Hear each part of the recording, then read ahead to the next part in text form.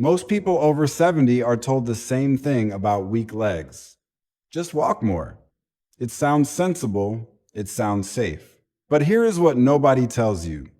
Walking alone does not rebuild the muscle you need to stand up without help. After the age of 70, most adults lose leg strength faster than they lose leg size. Rehabilitation clinics see this every single day. The leg looks the same in the mirror, and yet it shakes on the third stair. Today, I am giving you 5 foods that rebuild leg strength after 70, with exact amounts and exact timing. I am also giving you the one thing about protein that a 12-minute appointment never has time to explain. The number one item on this list is something almost nobody talks about. Stay with me until the end, because that one can change how you approach the next 10 years.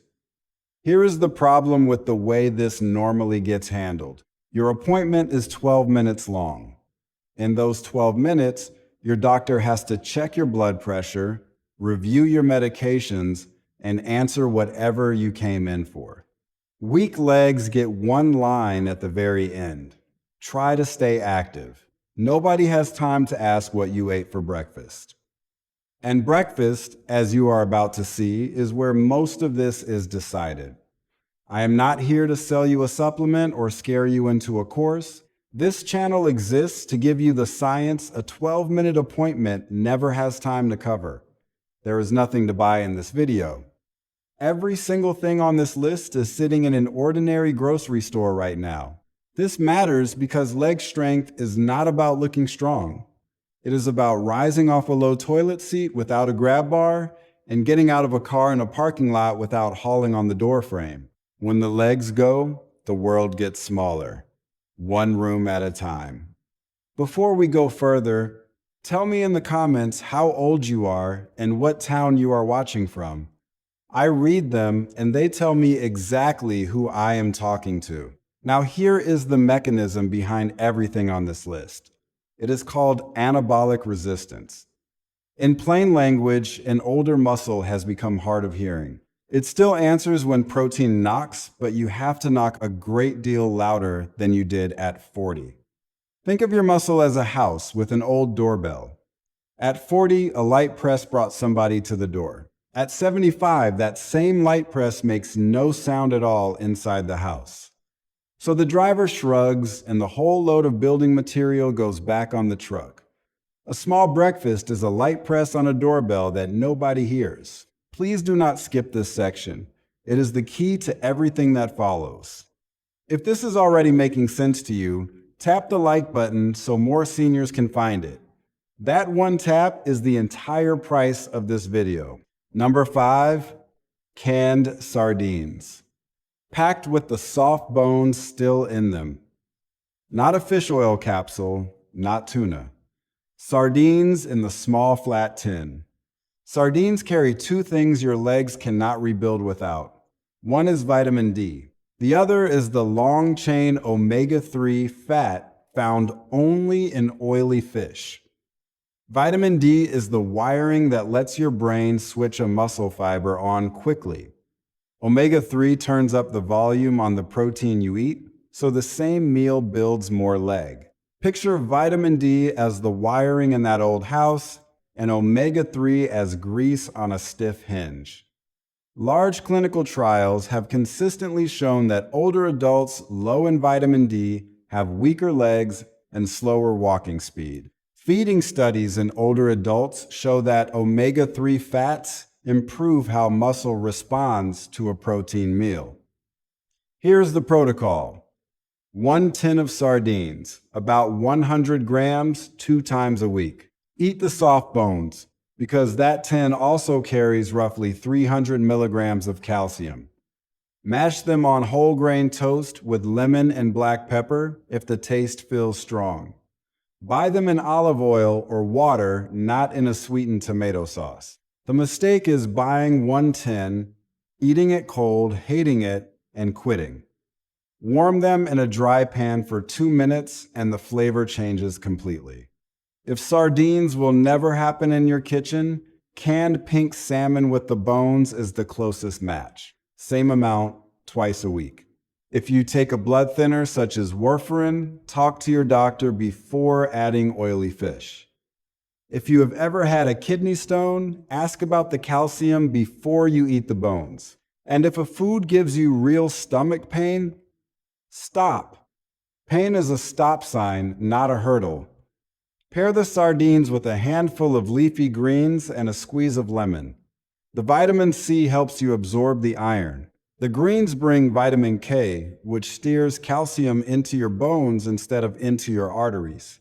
Keep number 1 in the back of your mind while we work through these. Without that one, every food on this list works at half strength. There is a hard limit to what better material can do on its own. You can deliver the finest bricks in the county. If the road to the building site is narrow and clogged, the work still crawls. Number 4 is about the road. Number 4, cooked beetroot.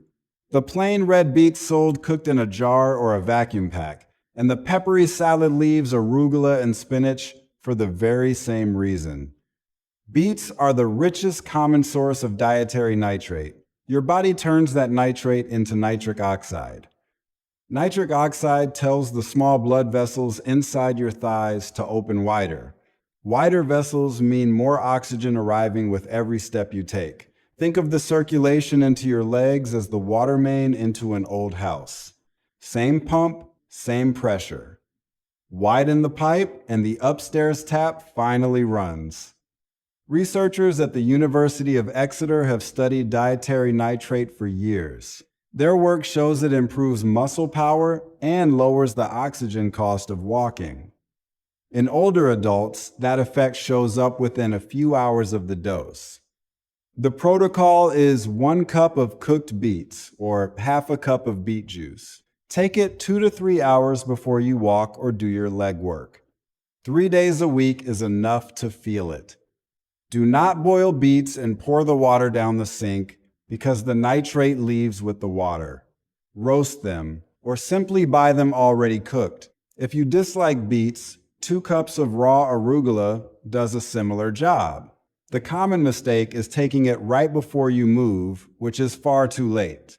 The second mistake is antibacterial mouthwash that morning, because it kills the mouth bacteria that make the whole conversion happen. A word of caution on this one: if you take blood pressure medication, beets can lower your pressure further, so talk to your doctor first. If you have had calcium oxalate kidney stones, this item is not for you. Do not be alarmed if your urine turns pink for a day, because that is harmless. Feeling lightheaded when you stand is not harmless. If that happens, sit down and stop the beets.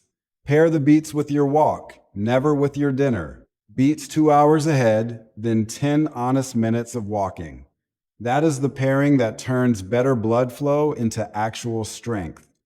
Blood flow with no demand attached to it is just blood flow. Good material and a wide road still leave one thing unsolved. If the signal running down the wire is unsteady, the leg will shake no matter how well you feed it. Number 3 is for the shake itself. Number 3, white beans. Cannellini, Navy, or Great Northern, straight from a can and rinsed.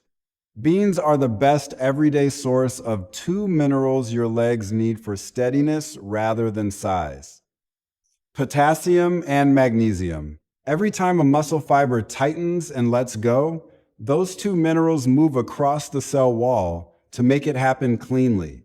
When they run low, the muscle grips when it should release. That is, the cramp at 2 in the morning and the tremor in the thigh at the top of the stairs. Picture a light switch with a worn spring.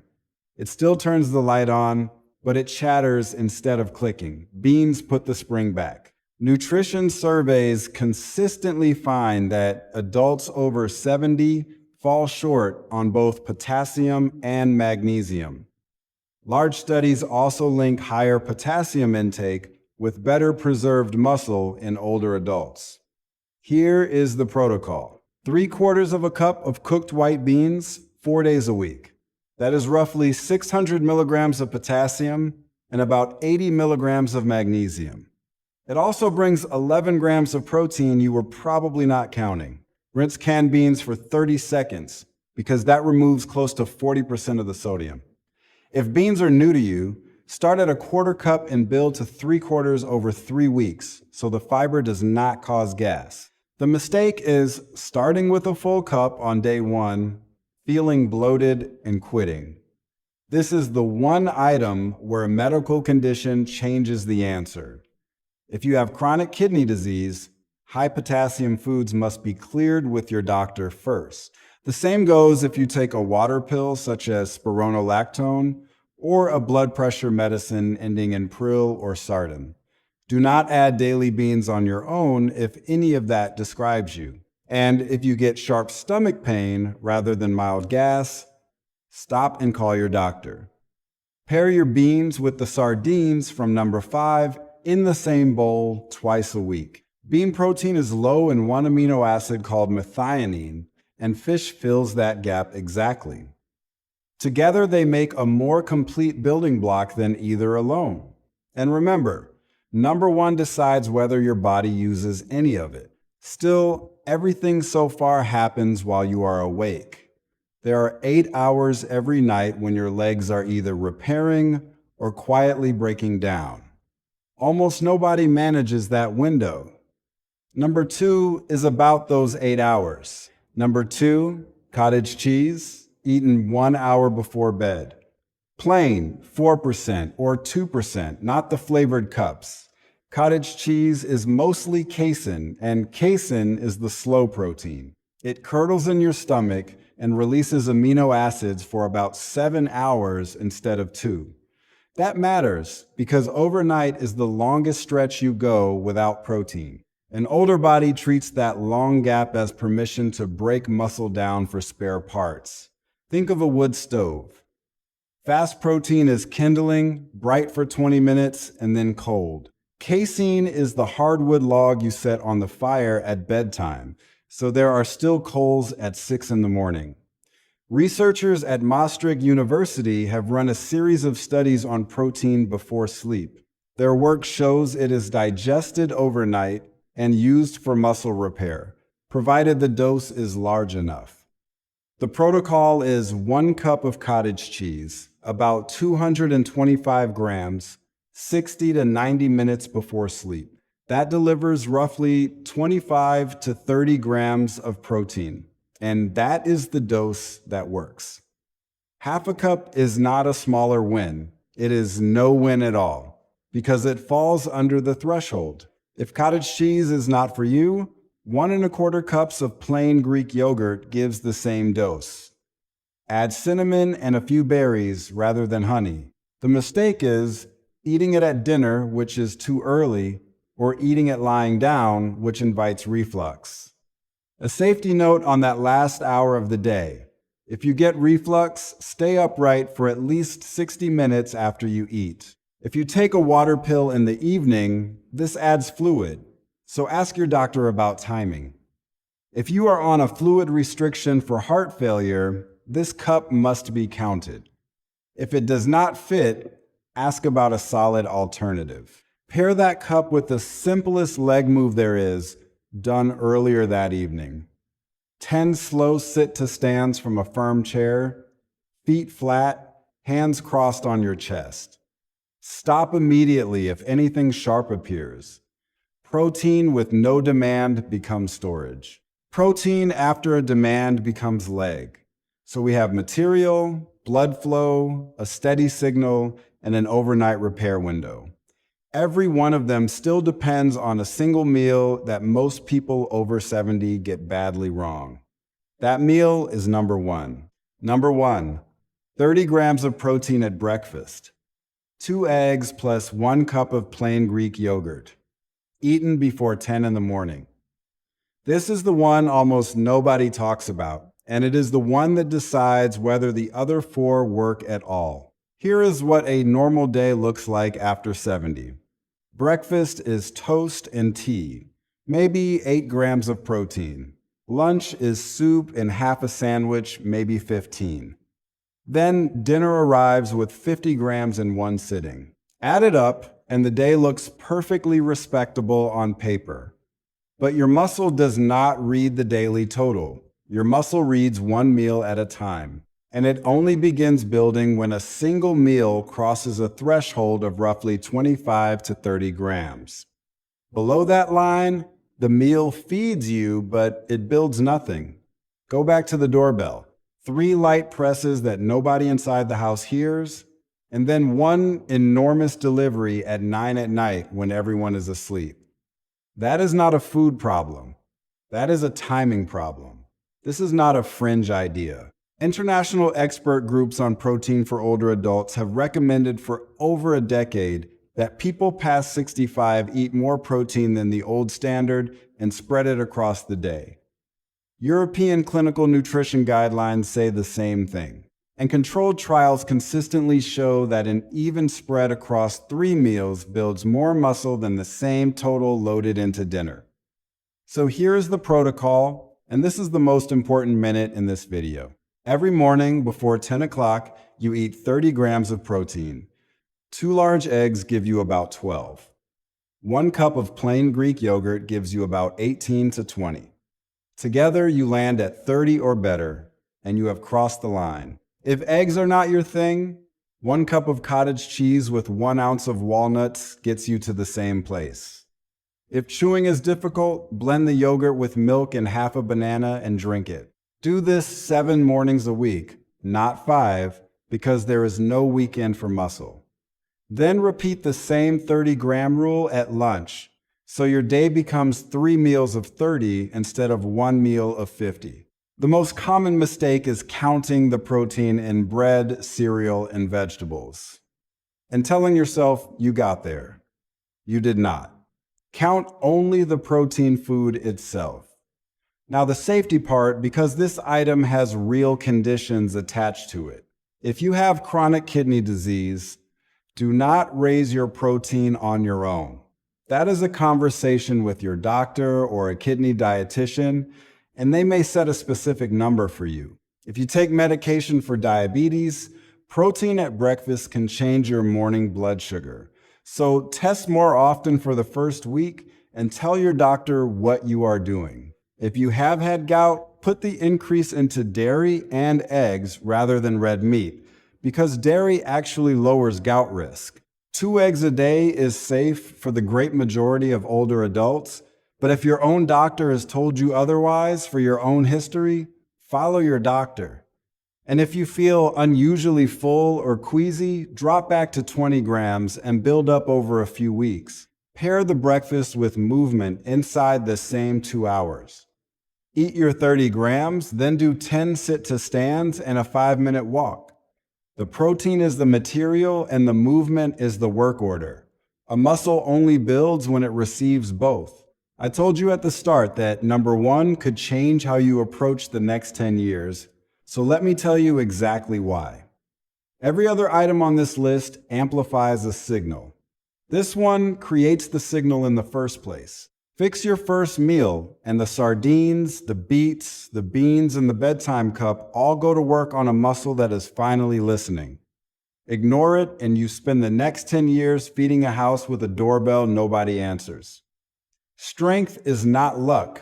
Steadiness is not genetics. Independence is fed. Consider a typical case documented in the rehabilitation literature.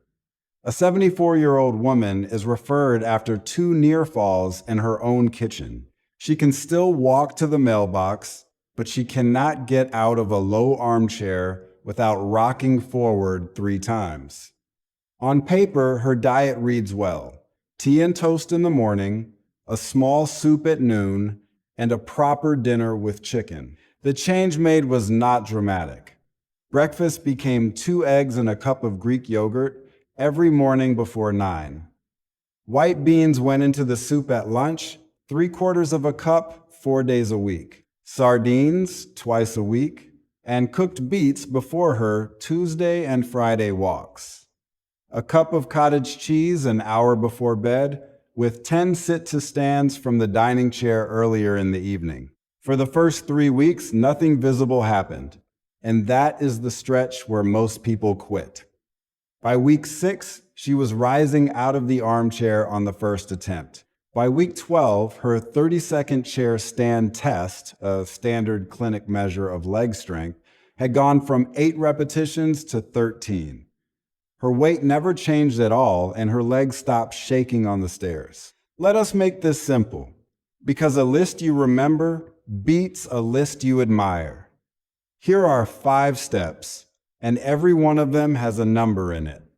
Tonight, 1 hour before bed, eat 1 cup of cottage cheese or 1 1/4 cups of plain Greek yogurt. And before that cup, do 10 slow sit to stands from a firm chair, hands crossed on your chest.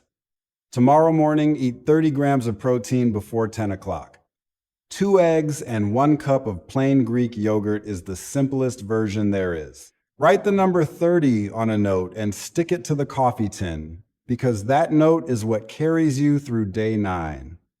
This week, buy 4 tins of sardines and 4 cans of white beans. 2 sardine meals and 4 bean servings across the week is the target. Rinse the beans for 30 seconds before they go into anything. Also this week, buy 1 pack of cooked beets. Eat 1 cup 2 to 3 hours before each of your 2 longest walks. And within the next 3 weeks, count your chair stands once. Sit in a firm chair, set a timer for 30 seconds, and count how many times you can stand fully upright and sit back down with your arms crossed. Write that number down and test again in 6 weeks, because a number you can compare is the only honest proof that any of this is working. Think of someone in your life who has started using the arms of the chair to stand up. A son, a daughter, a neighbor who has gone quiet about it. Send them this video, because the first meal of the day is something they can change tomorrow morning without buying a thing. Tell me in the comments which of these you are starting tonight. Your answers decide exactly what I cover next. And if you want the science that a 12-minute appointment never has time for, subscribe to this channel. That is the whole mission here, one honest explanation at a time. This video is education, not a diagnosis. Your own doctor knows your history, so bring this list to your next appointment. I'm Bennett Thorne. Don't forget to subscribe and live longer.